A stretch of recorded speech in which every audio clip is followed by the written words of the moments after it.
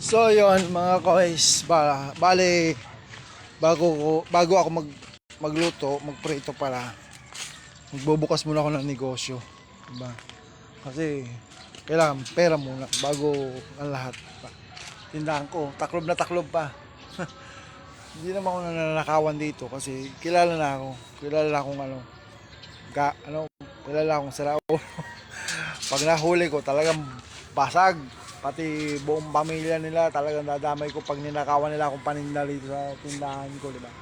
Kaya, kilala na akong sira ulo.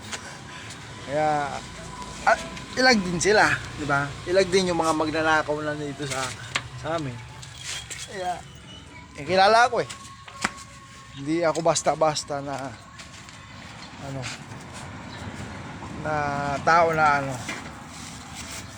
yung magbabait-baitan pag ako nahuling may nahuli akong magnanakaw, dudurogin ko sila. Bubukas na yung tindahan. Ay,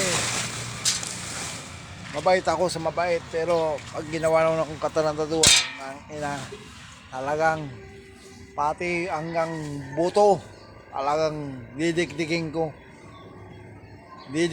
sa mura, sa panglalait, ganyan ako para magdala. Dahil hindi naman habang buhay, di ba? Gagawa ka ng katarantaduhan. Kasi dati, ganyan ako. Sira ulo rin ako. Gumagawa ko ng mga bagay na hindi kanais-nais sa pagtingin ng mga tao. Pero nung habang tumatanda ako, nagkapamilya ako, naisip ko, ang ina sama pala ng ugali ko. Noong ko na nalaman lang, ang ina, ko na nalaman na, nagawa ko pala yun. Bakit ko ginawa yun?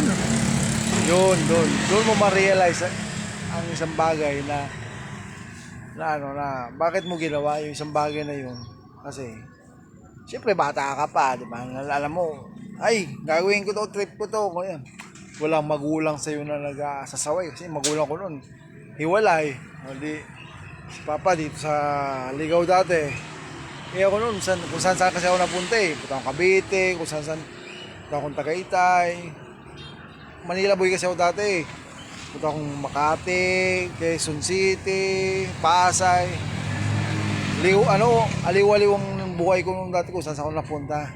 Kaya, yun, walang landas na matino yung buhay ko talaga. Ngayon naisip ko, yung mga nagawa ko noon, nagagawa ko pala yung mga katarantaduhan na hindi naman dapat karapat-dapat. Nagawa ko yun. Bakit? Diba? Anong dahilan? Kaya nung na-adapt ko yun, nung umuwi ako dito sa probinsya talaga namin, yun yung bahay namin. Laki niyan. Laki ng bahay na yan. Nandun yan sa dulo.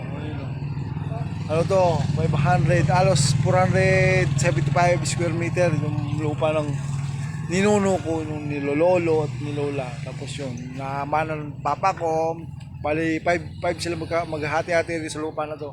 Yan, yung lawak na yan. Lawak yan, hanggang doon sa dulo.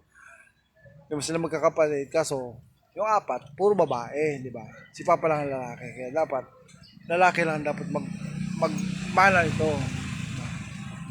Kaya si papa, yun, ako yung tumira dito. Nung namatay si papa, dito ako. Yung buhay ko eh, aliw-aliw.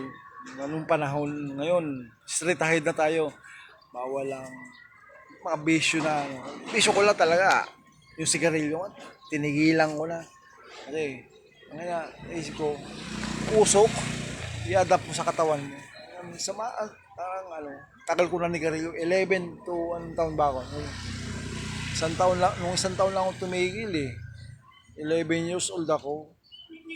Basta 11 years old ako, 2003, 2000 ba? 2005. Hindi, basta 11 years old ako, ano na ako ngayon?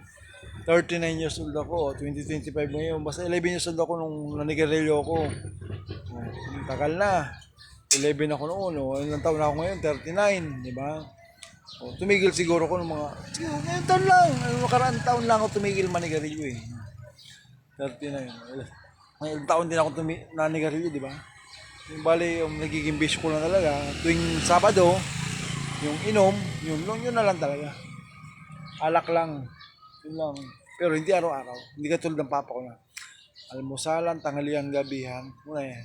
Wala yung walang pigil yung sa alak, si papa.